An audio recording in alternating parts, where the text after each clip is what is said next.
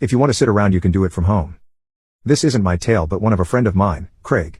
This took place about 10 years ago. He worked for an IT company, maintaining the mainframe and other technical needs throughout the building along with electrical safety checks. He was always a bit OCD and this helped him by being on top of things that were needing sorted. He had custom spreadsheets documenting the last 10 years of repairs on everything he was responsible for.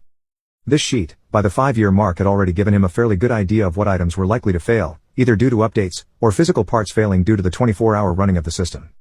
There was a period of a week where he was ahead and decided to get ahead of his upcoming repairs, checking the items and replacing what needed done. 2 weeks later, he was sitting in his office when the VP arrived and on the rounds, she noticed that all 3 times she passed, he was sitting idle in his office.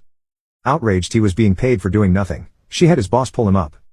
VP noticed you haven't done much today and pulled your work log for the last few weeks. You've only logged 4 jobs in 2 weeks.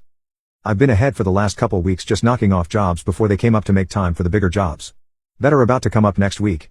Well, you're paid to work, not sit about. If you want to sit about, do it at home. Shrugging internally, well, I've got some holiday time still to take. If you give me a week to organize the cover and take care of the large jobs, I'll take time off. Deal, off you go. Enjoy your holiday. But what about the work next week? No buts, you're on holiday, effectively immediately. I'll clear it with HR, not off you go. Cue malicious compliance. Craig decided to not try and reiterate just how much work was due next week and went on holiday for 2 weeks, turning his work phone off. In that 2 weeks, due to a lack of warning, the tech from another center that usually covered wasn't available.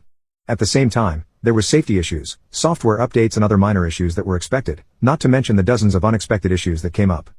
When Monday after his holiday came up, he turned his phone on to find 20+ texts. His phone inbox was full of voicemails and he had dozens of emails from panicking management.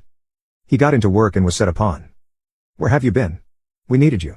X, Y, Z all failed while you were gone and we didn't have cover. Craig smiled and reminded boss about the conversation 2 weeks prior and also had a coworker that overheard the entire thing back him up. After that, not a single manager dared to question his slow week. Not even the VP. Challenge accepted. Challenge 1.